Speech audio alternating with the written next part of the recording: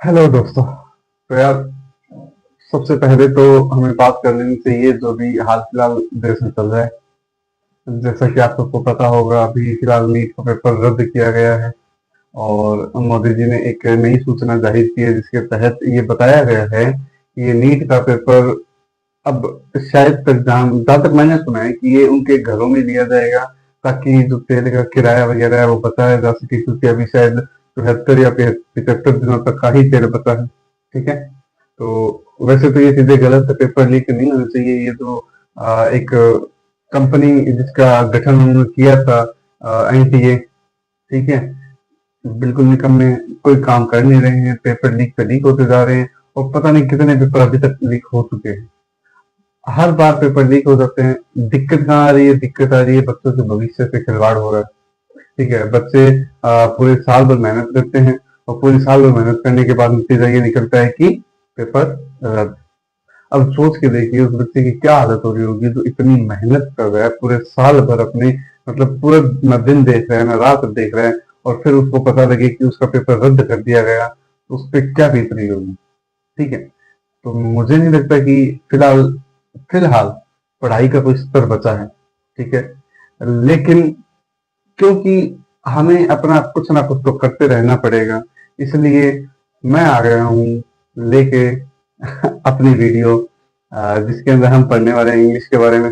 जैसे कि मैंने आपसे कहा था कि हम अब इंग्लिश का कोर्स चालू करेंगे। ठीक है, भले ही मेरी वीडियो कुछ 4-5 दिन बाद एक आए या फिर हो सकता है कंटिन्यू आए, लेकिन अभी क्या है, थोड़ा सा सिस्टम बिगड़ा हुआ है क्योंकि अभी छुट्टियां होने वाली है, तो हो सकता है मैं कोई वेकेशन पे चला जाऊं, तो कोई मतलब पता ही नहीं है कि वीडियो कंटिन्यू आए कैसे आए, जो भी है। ठीक है, तो चलिए शुरू करते हैं। सबसे पहले मैं बात करूं अगर इंग्लिश के बारे में। ठीक है, हमें पढ़ना क्या है? इंग्लिश। अब सबसे बड़ी कंफ्यूजन पता है बच्चों को किस चीज की है? इंग्लिश को वो एक सब्जेक्ट के रूप में पढ़ता है। दिक्कत ये आ रही है, स्कूल में इंग्लिश को एक सब्जेक्ट के रूप में पढ़ाया जा रहा है, जिस कारण बच्चे इस पर ट्रस्ट नहीं दे रहे हैं। जबकि इंग्लिश है क्या? इंग्लिश एक लैंग्वेज है। अब दोनों में फर्क क्या है, सब्जेक्ट में और लैंग्वेज में? देखिए, मान लीजिए अगर मैं कहूं मैंने मैथ सब्जेक्ट पढ़ा, तो मुझे एक बात बताइए, मैथ के अंदर अगर आप जैसे एसएससी की तैयारी कर रहे हो, तो अगर मैं कहूं कंपाउंड इंटरेस्ट है, तो क्या कंपाउंड इंटरेस्ट के अंदर सिंपल इंटरेस्ट के क्वेश्चन आ सकते हैं क्या? नहीं आएंगे। क्या प्रॉफिट लॉस के अंदर अलजेब्रा के क्वेश्चन आ सकते हैं? नहीं आएंगे। उसी तरह सब्जेक्ट होते हैं, या कोई दूसरे सब्जेक्ट हिस्ट्री ले लीजिए। अगर मैं बात करूं मुगल काल की, क्या मुगल काल के अंदर कोई दूसरे काल की बातें आ सकती है क्या? नहीं आएगी। क्यों? क्योंकि बात फिक्स है, सब्जेक्ट एक सीमित टॉपिक के बीच में होता है कि हाँ भाई, यहां से लेके यहां तक ये टॉपिक इसी इस सब्जेक्ट का है, यहां से ये टॉपिक इस सब्जेक्ट का है। लेकिन लैंग्वेज में ऐसा नहीं है। लैंग्वेज में हर चीज उससे मिलती जुलती रहेगी। अब अगर मैं कहूं कि Rahul pledge cricket, Rahul cricket खेलता है, यहाँ क्या एक एक सेंटेंस दे रखा है, ज्यादा कुछ बड़ी थोड़ी बात नहीं है, लेकिन यहाँ पे कुछ चीजें हमें क्या समझने को मिल रही है। सबसे पहले ये क्या हो गया, हमारा नाउन हो गया। उसके बाद वर्ब। अब वर्ब के साथ में क्या लग गया? एस या ई एस। ये सब चीजें एक दूसरे से क्या है, कनेक्टेड है। तो हम ये नहीं कह सकते कि ये कोई सब्जेक्ट है। इंग्लिश एक लैंग्वेज है जो हर आगे पीछे टॉपिक से रिलेटेड रहेगी।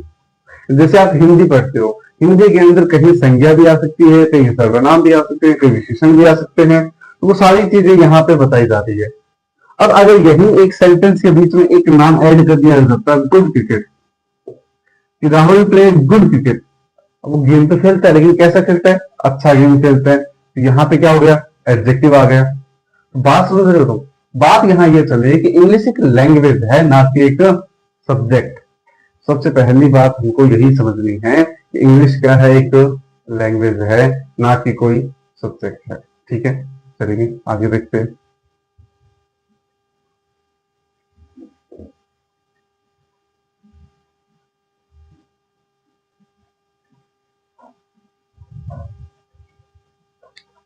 अब अगर बात करें इंग्लिश एक लैंग्वेज है तो सबसे पहले उसे बोलना तो पड़ेगा। बात समझ आ रही है? अगर हम उसे बोल ही नहीं पाएंगे तो हम बताएंगे कैसे कि ये क्या है क्या नहीं है। तो सबसे पहले हमें देखना पड़ेगा इंग्लिश। इंग्लिश में दो चीजें होंगी, एक होगा साउंड्स, क्या होंगे, साउंड होंगे, और दूसरा क्या होंगे, लेटर्स। वो जो साउंड होंगी वो किसकी साउंड होंगी, लेटर्स की। क्या यहां तक की बात समझ आ रही है? ठीक है। अब साउंड अलग टॉपिक हो जाता है, ठीक है। वो प्रोनाउंसिएशन, जब बोलते हैं तो अलग आवाज आती है, अलग तरीके से बोला जाता है, वो सब चीजें आपके जब टॉपिक होगा प्रोनाउंसिएशन का या नहीं है तो मैं ऐड कर दूंगा, उससे बता दिया जाएगा। लेकिन अब अगर बात करें लेटर्स की, तो इंग्लिश के अंदर सबसे छोटी यूनिट किस चीज की है, लेटर्स की है। तो इसमें क्या लिखोगे, the smallest unit in English language, the smallest unit in English language, यानी अंग्रेजी विषय के अंदर सबसे छोटी इकाई कौन है, लेटर है। ठीक है। अब लेटर्स हैं कौन से, A B C D E, ये सब लेटर्स हैं। क्या है, लेटर्स। लेकिन मैं अगर कहूं A to Z, A to Z, ये सब क्या हो गए, ये हो गए आपके अल्फाबेट्स। क्या है ये, अल्फाबेट्स। अब दोनों में फर्क देख लीजिए, लेटर्स में अलग अलग काउंट किए गए हैं, लेकिन अल्फाबेट्स के अंदर सारे एक साथ आ गए। क्या इतनी बात समझ आ पा रही है आपको? लेटर्स के अंदर सारे अलग अलग हैं, ए अलग है, बी अलग है, सी अलग है, डी अलग है, ई अलग है। लेकिन अल्फाबेट के अंदर, अल्फाबेट क्या है, अल्फाबेट होते हैं ए से लेकर जेड तक जितने भी हैं वो सब क्या है, अल्फाबेट्स हैं। बोलिए यहां तक की बातें समझ आई या नहीं आई, बताइए। आपको जहां कोई चीजें ना समझ आए आप मेरे को बता सकते हो या कमेंट कीजिए, कुछ भी कीजिए, ठीक है, वो आप पे डिपेंड करता है। और मेरे को लगता है, मेरे को कंफर्म है कि यहाँ तक बच्चे आएंगे भी नहीं, ठीक है। क्यों? क्योंकि मेरे को पता है आज के टाइम में पढ़ाई एक ऐसी चीज है जो बच्चा चाहता ही नहीं है करना। आज उनको आप अगर यही ना कुछ गालियां दे के, अच्छे शब्द बोल के, दो चार ऐसे प्रवचन सुना के आपको कुछ कह देता, आपको लगता कि हाँ यार ये आदमी अच्छा है, अच्छी गालियां दे रहा है, ये सिखा रहा है, बढ़िया चीजें, वो चल जाती। लेकिन आज अगर मैं यहाँ पढ़ा रहा हूँ ना तो यहाँ तक बच्चा नहीं पहुंचेगा। क्यों? इंटरेस्ट नहीं। हाँ, गालियां सीख सकते हैं, पढ़ाई नहीं करेंगे, वही चीज यहाँ पे हो रही है। ठीक है, तो चलिए यहाँ तक की बातें समझ आई। ठीक है, तो एक बार इसको नोट कर लो, फिर हम आगे देखते हैं। ठीक है, तो नोट कीजिए, फिर मिटाते हैं। चलो मिटा दें।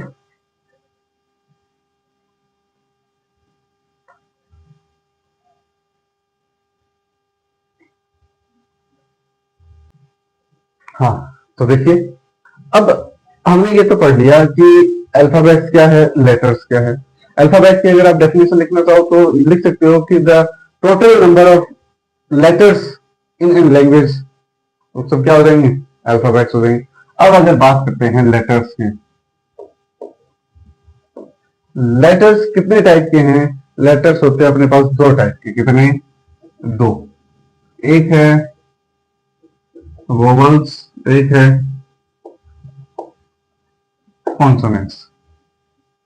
वोवल्स के अंदर फिक्स है, गिने हुए, कोई देखने की जरूरत नहीं है। कौन से? ए, ई, आई, ओ, यू। इसके अलावा जितने बच गए, बी, सी, डी, एफ, जी, एच, वो सब किस में आएंगे, आपके कॉन्सोनेंट्स में आएंगे। ठीक है, हमें इतना ध्यान रखना है, लेटर्स कितने टाइप के होते हैं? दो टाइप। कौन से? वोवल्स और कॉन्सोनेंट्स। वोवल्स में कौन से? ए, ई, आई, ओ, यू। अब ये वो शब्द हैं जो कहां से बोले जा रहे हैं, यहाँ पे ए, ई, आई। आप यहाँ पे हाथ लगा के देखोगे, आपको वाइब्रेशन अलग फील होगी, ऐसा लगेगा कि आप यहाँ इस गले से बोल रहे हो। जबकि कॉन्सोनेंट में बी, या ये जीभ का हिस्सा है, यहाँ से आ रहा है, सी, D, F, ji.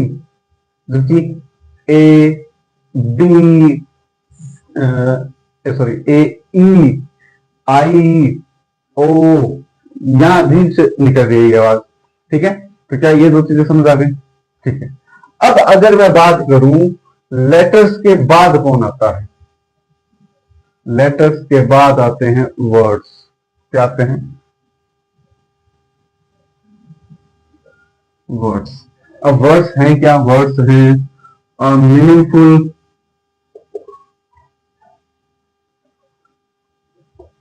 Collection of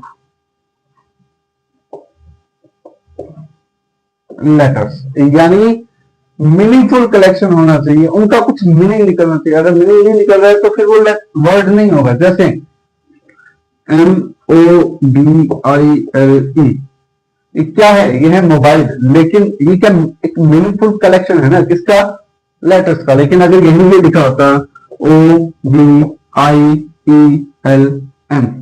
तो कौन सा ज्यादा, ये सही है या ये सही है?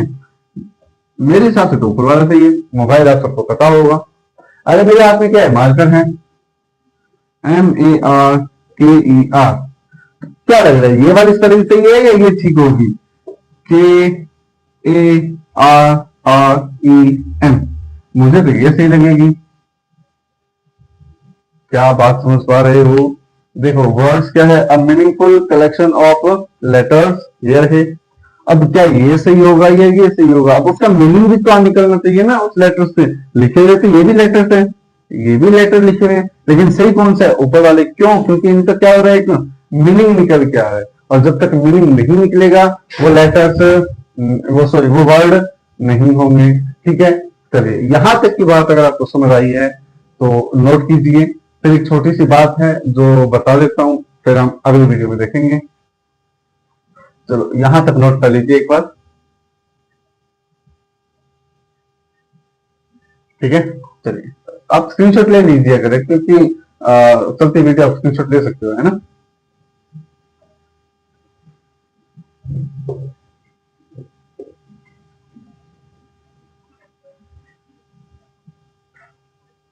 अब हमने वर्ड्स तक तो पढ़ लिया। अब ये वर्ड्स डिसाइड करेंगे कुछ चीजों को, और ये वर्ड्स डिसाइड करते हैं 8 टाइप की पार्ट्स ऑफ स्पीच को। कितनी? 8 टाइप की पार्ट्स ऑफ स्पीच को। अब मान लीजिए कोई भी सेंटेंस लिखा हुआ है, उसके अंदर 8 टाइप की पार्ट ऑफ स्पीच हो सकती है। तो चलिए मेरे हिसाब से आज के लिए बस इतना ही। मिलते हैं आपसे अगली वीडियो में। तो क्योंकि अभी यहाँ थोड़ा मौसम ज्यादा खराब हो रखा है और थोड़ा सा इश्यू आ रहा है। ठीक है, नेटवर्क का तो नहीं है, मेरे को पता है, अभी उतना दिक्कत है नहीं अपने को, लेकिन क्या ना कि चीजें नीचे गिरेगी, आवाज ज्यादा होगी। ठीक है, तो उससे बेटर है अपने अगली वीडियो में देख रहे हैं। ठीक है, तो चलिए मिलते हैं आपसे अगली वीडियो में, तब तक के लिए जय हिंद।